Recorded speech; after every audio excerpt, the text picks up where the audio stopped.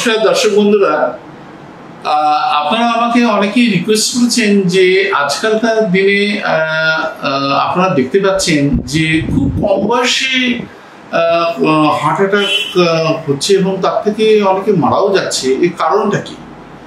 এই কারণটা আপনাদের আমরা বলি যে আমরা ইন্ডিয়ানরা কিন্তু আমাদের মধ্যে কিন্তু হার্ট ডিজিজ, ডায়াবেটিস এবং হাইপারটেনশন এবং হার্ট ডিজিজ জনিত সমস্যা কিন্তু আমাদের মধ্যে কিন্তু অন্য জাতির তুলনায় কিন্তু অনেকটা বেশি। সাউথ ইস্ট এশিয়ানদের মধ্যে দেখা গেছে যে স্ট্রোক হওয়ার এবং হার্ট অ্যাটাক হওয়ার প্রবণতা কিন্তু অন্যদের থেকে বেশি। কাজেই আমরা জেনেটিক্যালি কিন্তু প্রিডিসপোজ। নাম্বার টু হচ্ছে আমাদের ইয়ং জেনারেশনের মধ্যে যেটা আমার দেখে খুব খারাপ লাগে সেটা হচ্ছে এদের লাইফস্টাইল কিন্তু ভীষণ ফল্টি। প্রথম কথা হচ্ছে এরা খাওয়া দাওয়া ঠিক করে করে না। দ্বিতীয়ত কথা, এরা এক্সারসাইজ ঠিক করে করেন না এবং এরা ঠিক মতো করে ঘুমন না। বিভিন্ন ধরনের এইসব প্রবলেমের জন্য কিন্তু এদের মধ্যে হার্ট ডিজিজের সম্ভাবনা প্রচুর পরিমাণে বেড়ে যাচ্ছে। সেটা প্রাথমিকভাবে আমি বলি যে খাওয়া দাওয়া কিভাবে করবেন। সেটা হচ্ছে ইয়ং জেনারেশনদের মধ্যে আমরা খুবই দেখতে পাই যে তারা ভীষণ পরিমাণে ফাস্টফুড খাচ্ছে এবং কার্বোনেটেড ড্রিঙ্ক প্রোডাক্টসগুলো ভীষণ খায়, কোকোকোলা, বিভিন্ন ধরনের কোল্ড ড্রিঙ্কসগুলো খাচ্ছে। এগুলো ভীষণ শরীরের পক্ষে ক্ষতিকর। প্রচুর পরিমাণে সোডিয়াম এবং সুগার এবং ফসফরিক অ্যাসিড থাকে, যেগুলো শরীরে প্রচণ্ডভাবে ক্ষতি করে এবং হার্টের এবং শিরাকে নষ্ট করে দেয়। এবং প্রচুর পরিমাণে এরা জাঙ্ক ফুড খায় এবং ফ্রাইড ফুড খায়, যেগুলো প্রচুর পরিমাণে ট্রান্স ফ্যাটি অ্যাসিডের পরিমাণ আমাদের শরীরে বাড়িয়ে দেয়। বিভিন্ন ধরনের পিৎজা, বার্গার্স, তার পেস্ট্রিজ বা চিপস, এগুলো যখন তখন খাচ্ছে। আগে কিন্তু জেনারেশনরা কিন্তু এত ফাস্টফুড কিন্তু খেত না এবং এই ফাস্টফুড এবং রিফাইন্ড কার্বোহাইড্রেট যখনই খাবেন তখনই কিন্তু হার্টের রোগ এবং ব্লাড প্রেশার জনিত সমস্যা, ক্যান্সার জনিত সমস্যা, ওবেসিটি জনিত সমস্যা প্রচণ্ডভাবে বাড়বে। এবং নিউ জেনারেশনসের মধ্যে কিন্তু দেখা যাচ্ছে যে খাবারের সময়টাও কিন্তু এরা ঠিক করে খাবে, যখন তখন খাচ্ছে। তাই খেলেন, কিছুক্ষণ পরে আবার খাচ্ছে। হ্যাঁ, এই যে ইন্টারমিটেন্ট স্ন্যাকিং, এই ইন্টারমিটেন্ট স্ন্যাকিং এর জন্য রিপিটেড ইনসুলিন স্পাইক হয় এবং এটা শরীরের পক্ষে ভীষণ ক্ষতিকর এবং ওবেসিটির জন্য ভীষণভাবে দায়ী। এরা ম্যাক্সিমাম ওয়েট গেইন করে, বেশিরভাগ হচ্ছে ফ্রাইড এবং জাঙ্ক ফুড এবং হাই ক্যালোরি ডায়েট নিচ্ছেন এবং ইন্টারমিটেন্ট স্ন্যাকিং করছে। মানে যখন তখন খাচ্ছে, কোনো নিয়ম নেই, সময় নেই, যখন তখন খাওয়া দাওয়া হচ্ছে। হ্যাঁ, এইসব করার জন্য। আর মিডনাইট স্ন্যাকিং এরা ভীষণ করে এবং মিডনাইট স্ন্যাকিং এর জন্য এদের দেহের কিন্তু ওজন বেড়ে যায়। এবং এই খাওয়া দাওয়ার ব্যাপারে আমি একা করে বলছি, আপনার তো মানে আমার নিউ জেনারেশনের কাছে আমার অ্যাডভাইস যে তোমরা কি কি খাবার খাবে সেটা জেনে রেখো। সেটা হচ্ছে তোমরা রিফাইন্ড কার্বোহাইড্রেট বা জাঙ্ক ফুড বা হাইলি ফ্রাইড এবং হাই ক্যালোরিজেনিক ফুডস কিন্তু বেশি খাবে। ন্যাচারাল ফুডগুলো খাবে। প্রত্যেকে দিনে একটু করে ফ্রুটস খাবে, বিভিন্ন ধরনের ফ্রুটস, কলা, আপেল, নাশপাতি, বিভিন্ন ধরনের বেরিজ, এগুলো শরীরের পক্ষে খুব ভালো। অ্যাভোকাডো, এগুলো শরীরের পক্ষে খুব ভালো, হার্টের পক্ষে ভালো। হার্টের আমাদের যে শিরার পক্ষে খুব ভালো। হ্যাঁ, বিভিন্ন ধরনের সিডসগুলো খাবে, যেমন চিয়া সিডস, পামকিন সিডস বা ফ্ল্যাক্স সিডস। এতে প্রচুর পরিমাণে ওমেগা 3 ফ্যাটি অ্যাসিড থাকছে এবং ফাইবার থাকে, ফলে দেহের কোলেস্টেরল কমায়।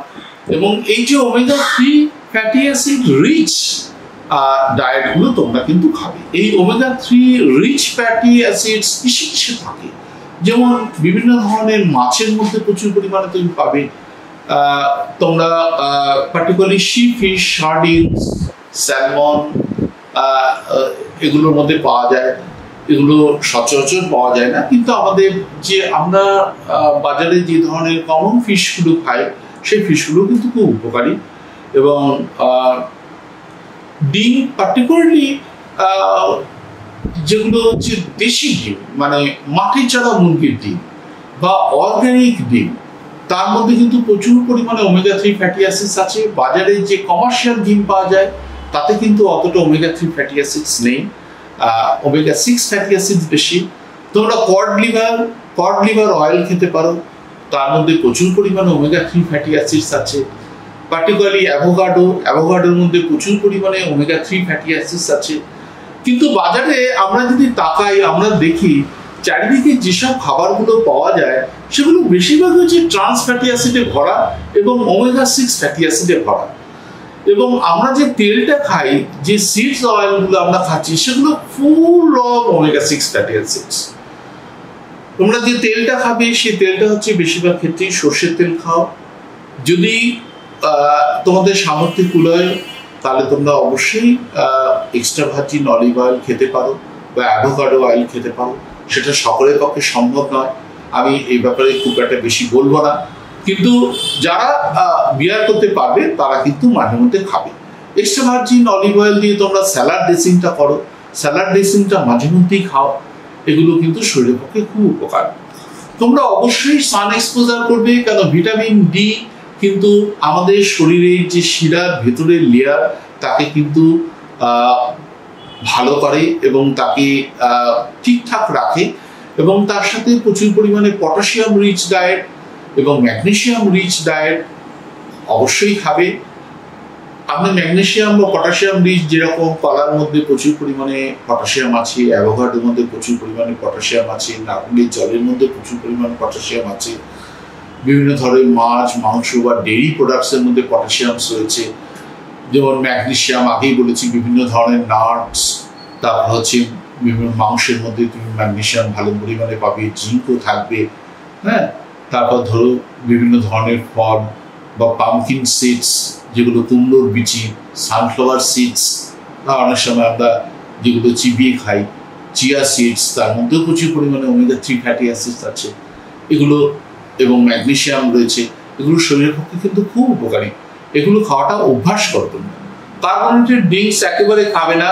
তোমরা প্রচুর পরিমাণে এখন অ্যালকোহল খাওয়া শুরু করেছো, এই অ্যালকোহল একদম বর্জন করো।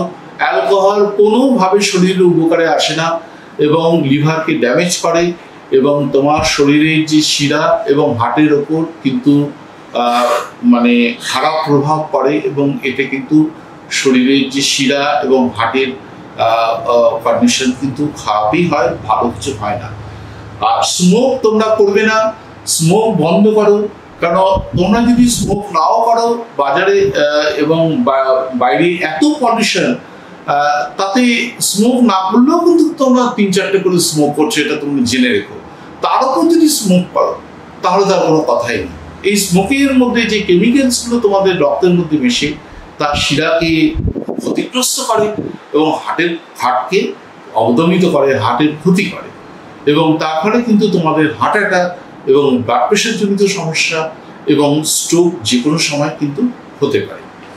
এবার তোমাদের বলি যে তোমরা এক্সারসাইজ একেবারেই করো না, সবসময় এক্সারসাইজ করবে, পারলে সাঁতার কাটবে বা জিমে ভর্তি হয়ে বেশি লোহা টানতে শুরু করো না। রেজিস্ট্যান্ট এক্সারসাইজ সপ্তাহে 2 বার করবে, অ্যাডিকুয়েট রেস্ট দেবে এবং সপ্তাহে 5 দিনই কিন্তু এরোবিক এক্সারসাইজ করবে, যেমন দৌড়ানো, লং ওয়াকিং, জোরে জোরে ব্রিস্ক ওয়াকিং বা সাইক্লিং বা সুইমিং, এগুলো কিন্তু খুব ভালো এক্সারসাইজ। সপ্তাহে 5 দিন এই এক্সারসাইজ করবে এবং শরীরের ওজনকে নিয়ন্ত্রণে রাখবে। সবসময় তোমাদের বাথরুমের মধ্যে একটা ওয়েট মেশিন রেখে দেবে এবং মাঝে মাঝে কিন্তু ওয়েটটাকে মাপবে। তোমার টার্গেট হবে যেন মাসে অন্তত বা না হলে 2 মাসে 1 কেজি করে আমি ওজন কমাবো, ওজন বাড়াতে দেব না।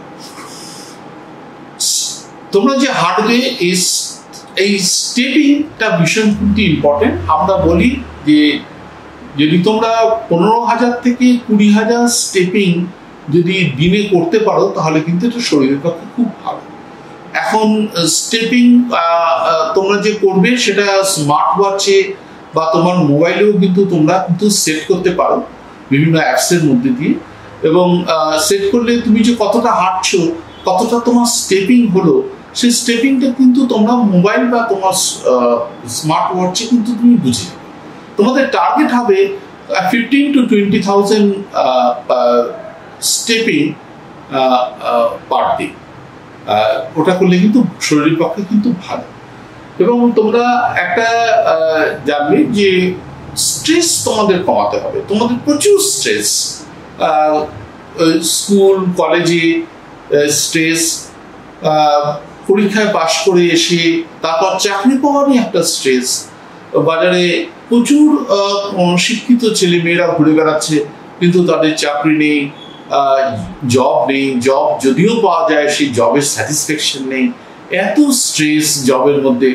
কাজে আমরা আমাদের সময় যে স্ট্রেস ফিল করেছি, তোমরা কিন্তু তার 1000 টাইমস তোমাদের কিন্তু স্ট্রেস নিতে হয়।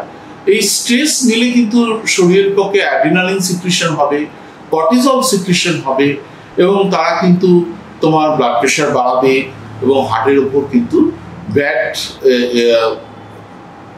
খারাপ প্রভাব পড়বে। তার ফলে তোমাকে স্ট্রেস কমাতে গেলে তোমরা রাতে শোয়ার আগে 15 থেকে 20 মিনিট করে মেডিটেশন করবে, ডিপ ব্রিদিং এক্সারসাইজ করবে, রাত্রে বেশি রাত করে মোবাইল ঘাঁটবে না। তোমরা প্রচন্ড মোবাইল ঘাঁটো, রাত 10টার পর 11টা 12টা 1টা 2টো পর্যন্ত মোবাইল ঘাঁটো।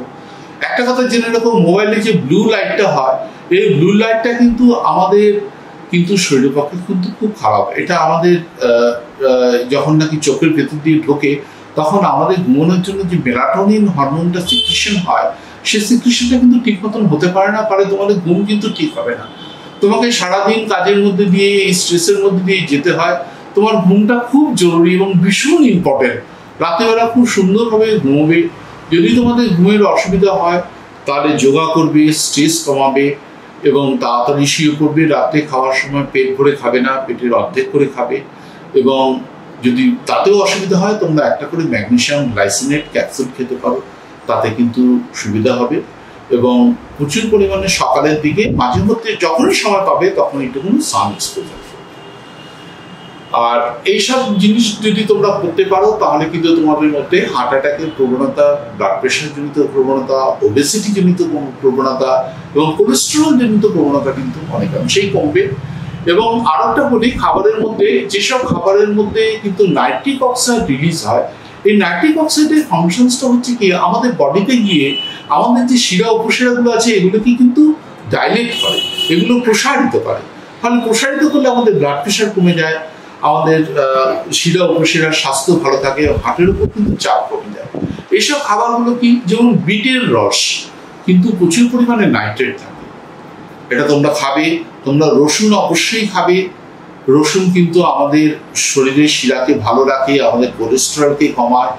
এবং যে ধরনের অন্য অন্য খাবারের মধ্যে দিয়ে যেরকম তোমার আর্জিনিন হচ্ছে একটা অ্যামাইনো অ্যাসিড, যে আর্জিনিনের থেকে কিন্তু নাইট্রিক অক্সাইডটা কিন্তু তৈরি হয়।